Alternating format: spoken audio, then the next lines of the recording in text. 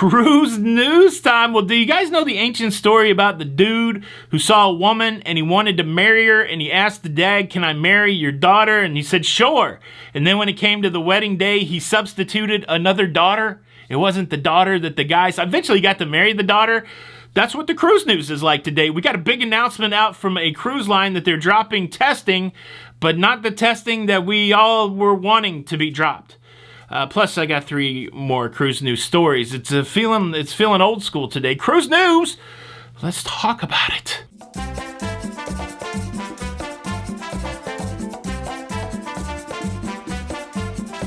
Hey, what's up, everybody? Welcome to Lido, Loca. I'm your host, Tony, here with the latest cruise news updates.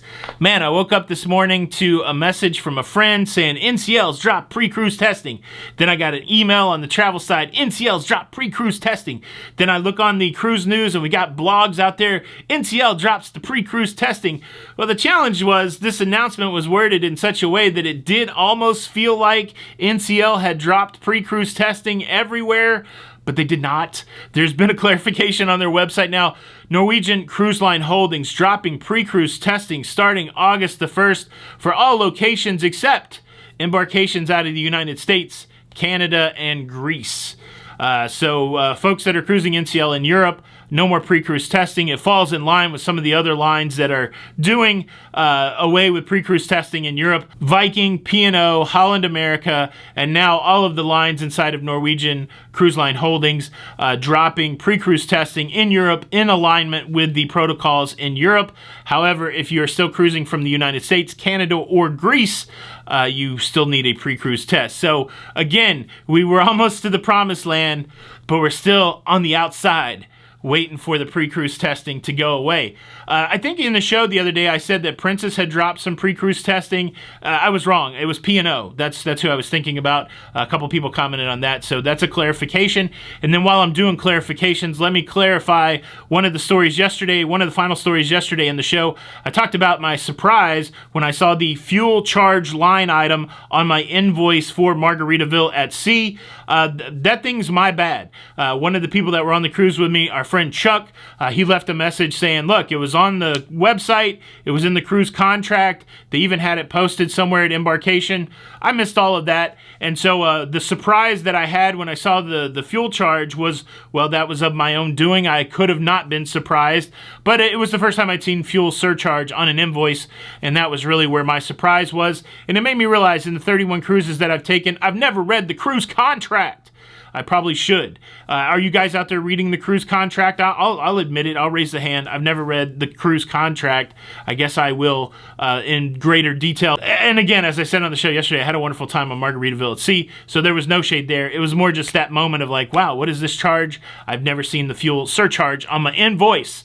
All right, that was some clarification. Cruise news story number 2. We have a cruise line that's increasing their gratuities for their dining room staff and for their room steward. And if you are, up there and you've got the concierge service, that's also increasing. It's just by a quarter, so I'll just tell you one of them. This is Disney Cruise Line. They're moving their recommended gratuity from $14.25 to $14.50 at the just regular Joe Schmo in a balcony or interior level. That goes for your dining room staff and also for your room steward. If you've never been on a Disney cruise, it's pretty interesting. They give you some tickets at the end, like fare tickets at the end of the cruise, and you write how much gratuity or extra gratuity, and then you actually hand the slip to the person. It was really interesting at the last dinner to be like, hey, where's the guy? I got to hand him his tip ticket. But I think they get tipped either way. But yeah. It's going up on Disney Cruise Line. Something else came out on the Disney Cruise Line. I'll save it for another show, but the Disney Wish cleared up some interesting Marvel theory about an interesting way to kill Thanos with Ant-Man. If you know, you know. But yeah, if you know, you know. It's not it's a very not kid-friendly kind of conversation, and so I was shocked when in the new Marvel restaurant they talked about it. The Ant-Man and Wasp talked about why the Ant-Man didn't kill Thanos by entering his body from an unpleasant orifice. Number 2. Go look for it on the internet. Again, I didn't even want to talk this much about it, but that's interesting that on the kids ship they talked about killing somebody through the butt. Okay. How about that? That's interesting. Was that even a cruise? That was cruise news story number 2. Cruise news story number 3. We have the Crystal Cruises. This thing is so interesting to me. I certainly hope that Crystal Cruises comes back and becomes an awesome cruise brand again. And the way that they're doing it is they're bringing the team back together. So we know that Abercrombie and Kent purchased a couple Crystal Cruise ships. Then they purchased the Crystal Cruise brand. And now Jack Anderson, not to be confused with Jack Bauer, that guy gets his job done in 24 hours. Jack Anderson, the former president and CEO of Crystal Cruises, is coming back.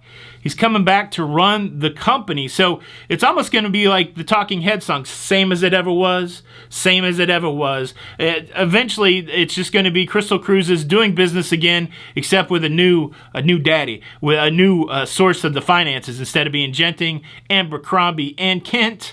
I wonder if they ever get... Never mind. How about that? That's an interesting... The Crystal Saga continues. I like it. I tell you what, once this thing gets settled, I don't know how much it costs, but I might have to take a Crystal Cruise just to be like, look at this. Look at this. Would you like to see me on a Crystal Cruise? Have you been on a Crystal Cruise? Leave a comment below. Cruise news story number 4 is an exciting one for the cruise industry. And look, this is what, you know the saying, there are no dumb questions, there are only dumb people. I think that's the saying.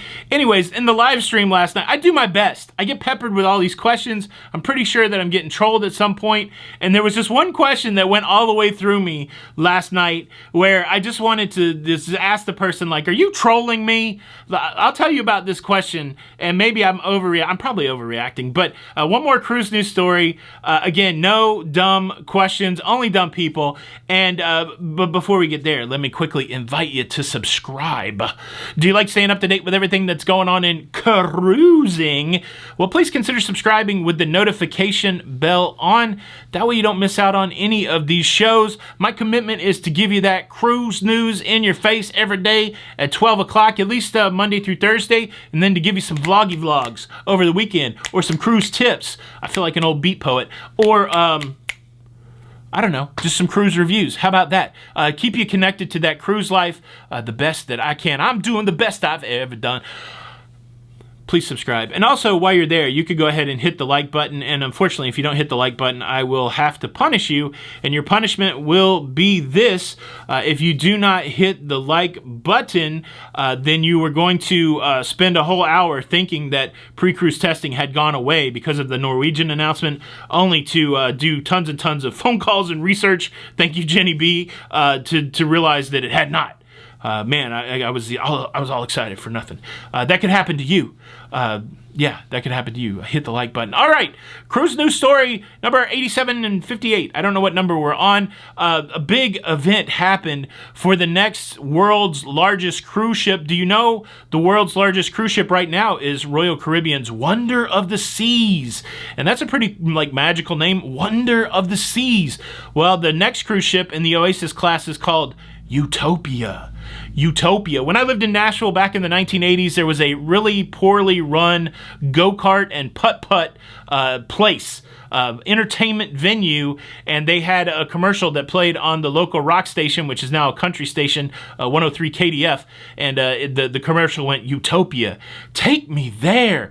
That's not even right. Now that I'm recalling the memory, the place was called Europa. Sorry, I just wasted your time. They laid the keel. What I'm trying to say is they laid the keel. I'm really disappointed about this NCL announcement. They laid the keel on the Europa. Again, we talk about it. There's many milestones. I haven't done it yet. We need a guide to the shipbuilding milestones, but we don't have that. But yes, laying the keel is a big deal. Like, yeah, today we're laying the keel. So they laid the keel for the Europa, and there you go. It's on its way to becoming a real big boy, big girl cruise ship. How about that? Way to go. And then let's talk about the question that I felt like it was trolly last night. There was an interesting series of questions. First, there was somebody in the chat last night talking about how you could get fake vaccine cards. And I've said it all along, if you're producing fake vaccine cards or buying fake vaccine cards, well, dishonesty has its own reward. Be careful, because the universe will find a way to smack you around for being dishonest. That's what I believe.